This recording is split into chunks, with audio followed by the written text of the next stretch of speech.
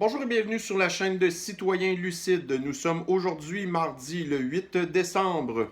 Alors, j'imagine que vous êtes tous au courant qu'il y a de très fortes possibilités que le Québec tombe en troisième confinement. Alors, bien sûr, il y a eu le confinement de ce printemps, il y a eu le confinement du mois d'octobre, et nous avons ici, j'ai entendu des rumeurs là, comme quoi que c'était très possible qu'on s'enligne vers un troisième confinement. Alors, j'ai entendu cette nouvelle-là à Choix Radio X. Et voyez-vous, aujourd'hui, on a dans le Journal de Québec COVID-19, François Legault n'exclut pas de reconfiner l'économie. Alors, voilà où on en est rendu au Québec, chers amis. Là, j'ai trouvé un article de en tout cas, bref, ce très sympathique monsieur, qui est probablement, je vous dirais, la honte des ancêtres québécois qui ont bâti le Québec à main nue pour déforester, construire des villes. Tous ces Québécois aussi qui ont fait la Deuxième Guerre mondiale, la guerre de Corée, toutes ces choses-là, bref, de vrais patriotes. Alors, nous avons ici un patriote nouvelle génération. Et il s'appelle, mon Dieu, cette valeur, je m'appelle Alexandre aussi, il s'appelle Alexandre. Donc, voyez-vous, on n'est pas du tout fait sous le même frame, comme on pourrait dire.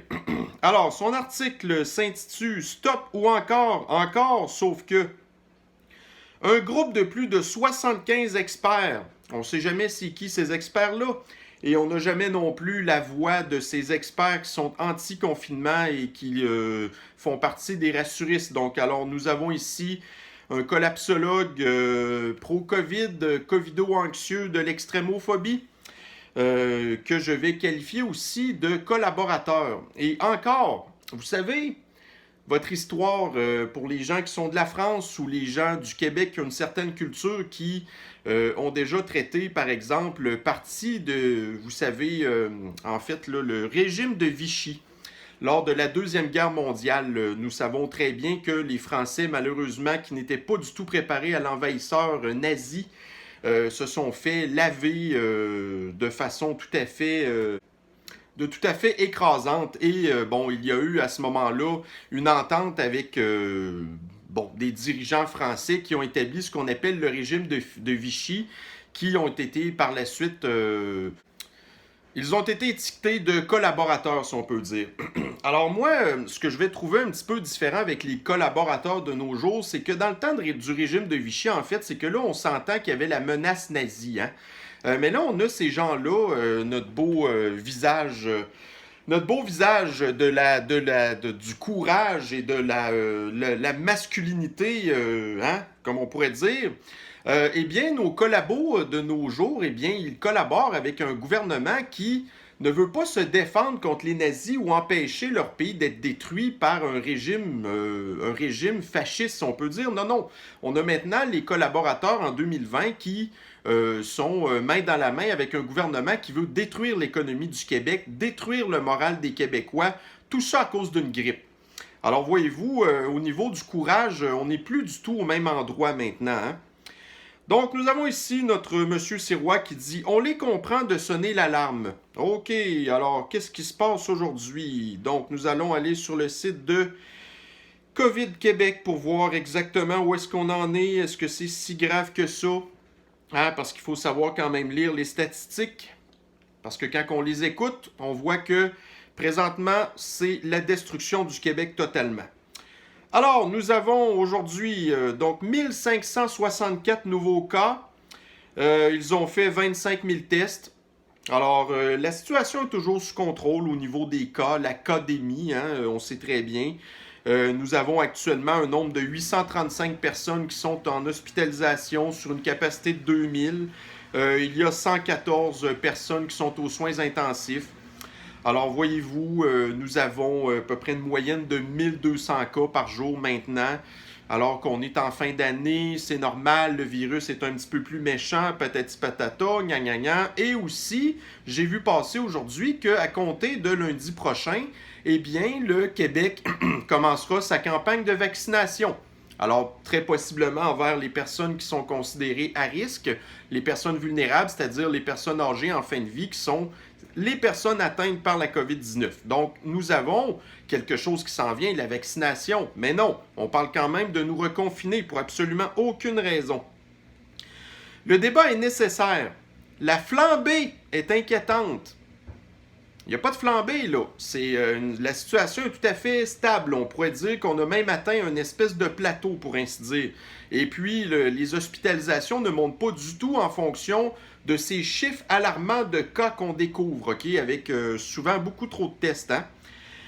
La réduction des activités dans les blocs opératoires de la province montre à quel point le système a atteint la limite de ses capacités. Bon. Là, regardez, vous vous souvenez, on a fait, le gouvernement nous a imposé une espèce de contrat social qu'il n'a pas du tout respecté, là, en nous faisant miroiter qu'on serait capable de pouvoir nous voir à Noël, mais non, ça a l'air que nous sommes responsables de l'échec de ce contrat social-là.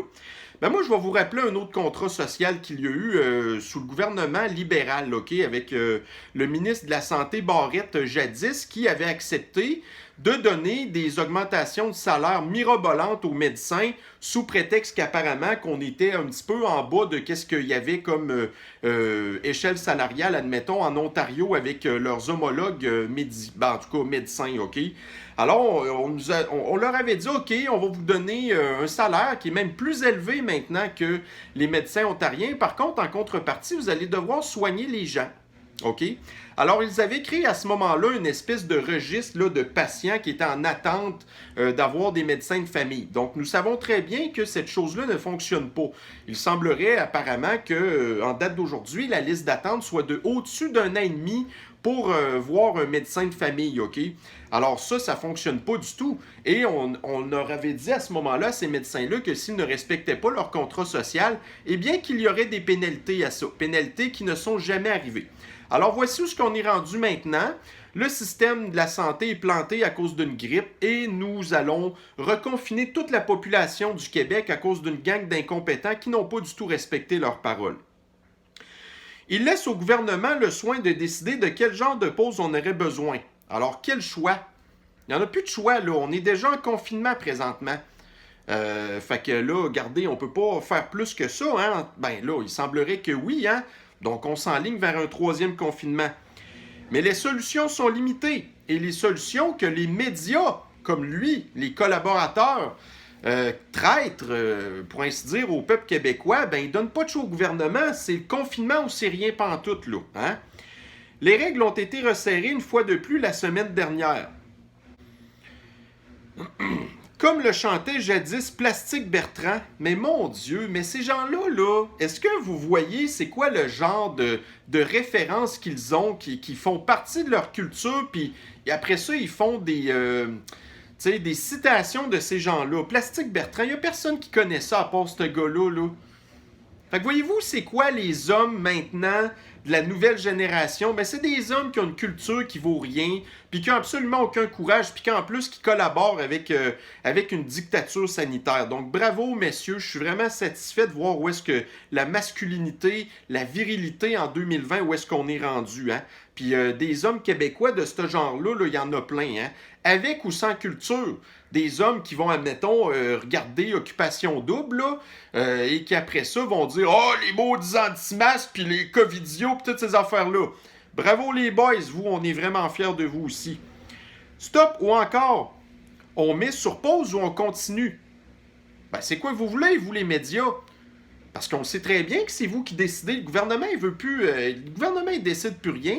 C'est rendu la sphère médiatique qui décide tout. Vous avez juste à les crinquer, puis après ça, ils font ce que vous dites. Humble suggestion.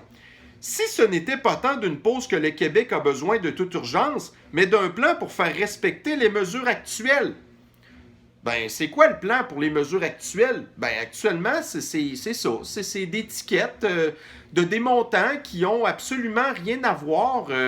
Regardez, quelqu'un qui se promène au volant puis qui pète une balloune, ben sur le coup, regardez, ça lui coûte 1500$, OK? Il aurait pu tuer des gens, il était dangereux, peu importe, 1500$. Ben là, vous vous promenez à quelque part, puis vous mettez pas votre masque, puis vous avez un ticket de 1500$. Pour une grippe qui tue 0,5% de la population, des gens, principalement, en fin de vie, qui sont pas mal tous dans des CHSLD, qui peuvent pas se promener de toute manière. Alors, voyez-vous, C'est comme ça. Donc, c'est ça les mesures qu'on a présentement. Mais selon cet homme-là, ce collaborateur du fascisme sanitaire, eh bien, pour lui, ça n'est pas suffisant.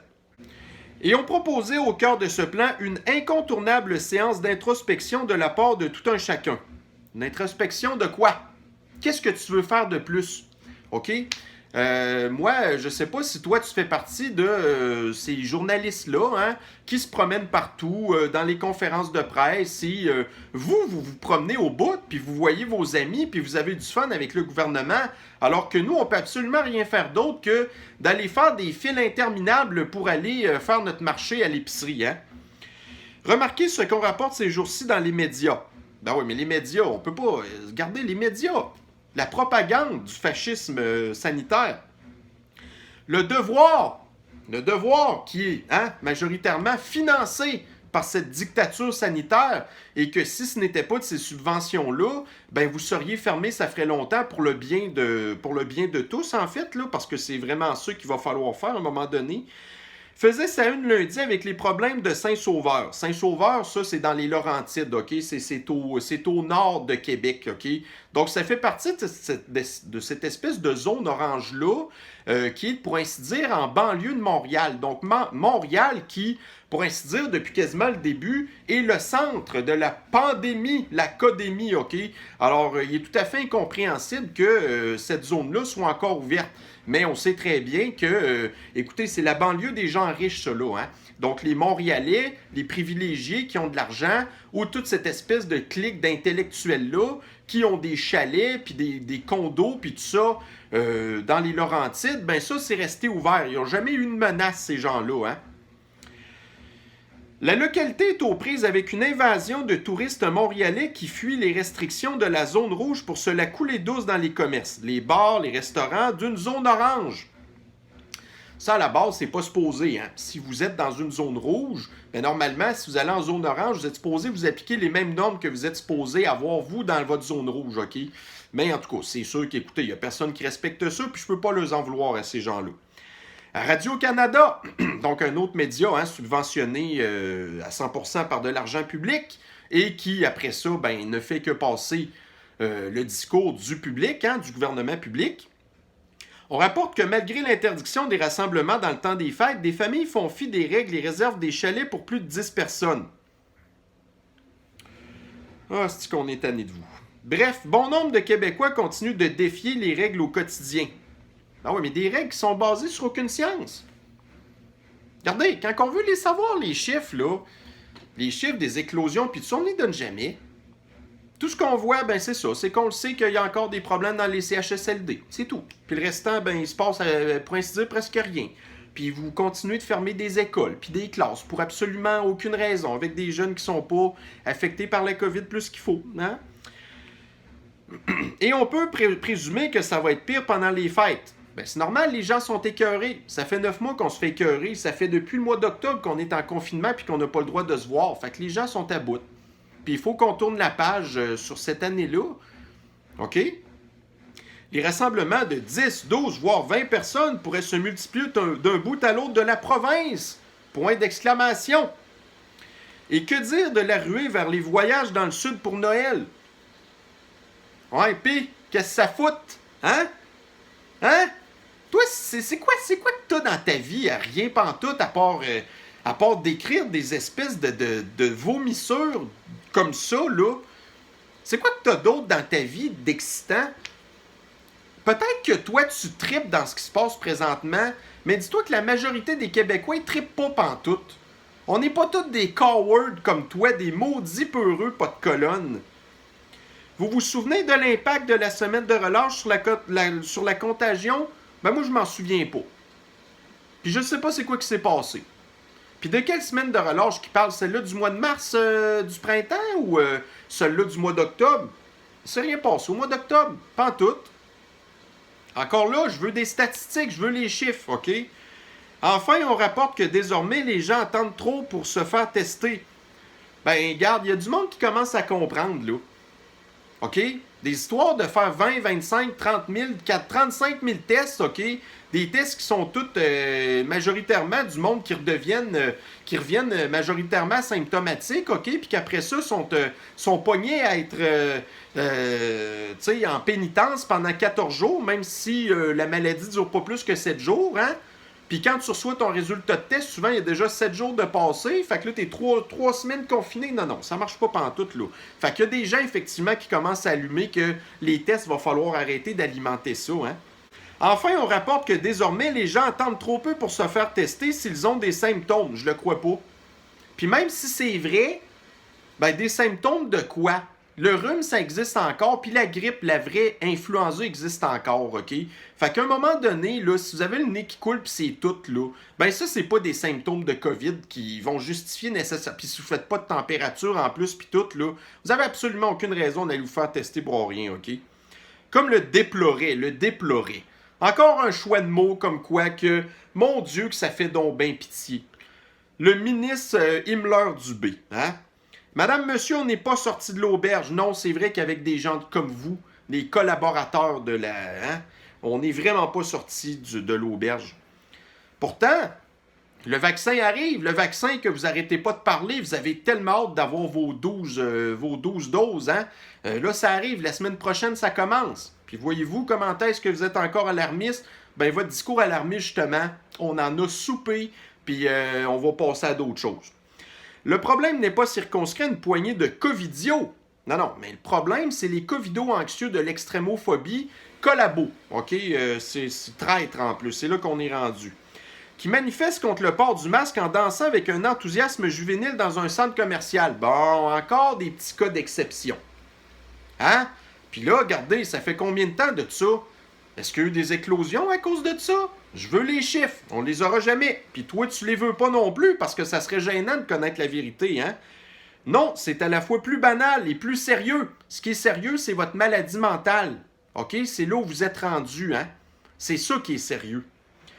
Car on parle du frère, de la tante, des amis, voire des grands-parents qui ne cherchent pas à dénoncer la tyrannie du gouvernement. Legault, en agissant de la sorte, regarde, ils en ont assez de l'épidémie, des contraintes qui vont avec. Puis c'est qui sont à l'origine de ces contraintes-là? C'est des gars comme toi, OK? Tapette. OK, ils savent que le vaccin est à nos portes. Ben oui, là, même si on sait qu'il ne sert à rien. Moi, se faire vacciner pour une maladie qui tue 0,5% de la population, c'est... Je sais pas, là, mais j'ai pas vraiment peur, puis je vois pas vraiment l'intérêt de faire ça. Mais bon, prenez vos décisions. Puis vous avez peut-être des bonnes raisons de vous faire vacciner aussi. Peut-être que si vous voulez voyager puis qu'il va y avoir là, un certificat de e-vaccination comme l'OMS veut faire, ben, à un moment donné, on n'aura plus le choix. Si on veut continuer à se déplacer, il va falloir se faire vacciner. Hein? Fait qu'on n'est pas content de ça, mais on n'aura pas le choix. Et ils n'ont pas nécessairement l'impression de mettre quiconque en danger. Ben non, effectivement. Non. La menace de la COVID-19 est encore abstraite, voyez-vous. Ben, c'est parce que, regardez, amenez-nous des chiffres.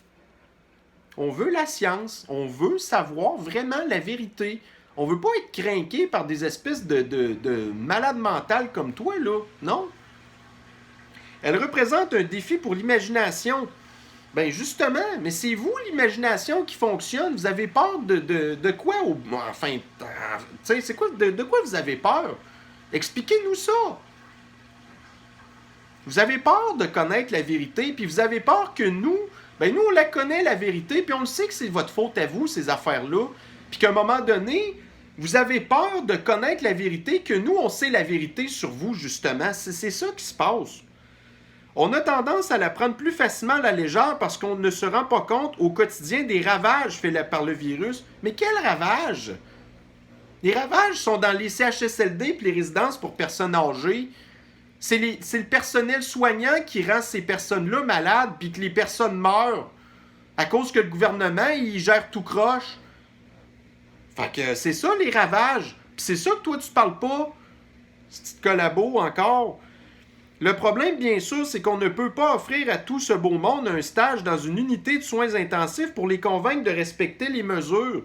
Ouais, puis les médecins, eux, Ils respectent pas leur contrat non plus, hein? Ils soignent pas les gens, ben il faut couper leur salaire. Fait que si vous voulez fermer des cossins, ben pénalisez les médecins. C'est eux qui font pas leur travail. Ça fait depuis le mois de mai qu'on nous parle de ça, la deuxième vague. Vous n'êtes pas prêts, c'est pas notre problème, OK?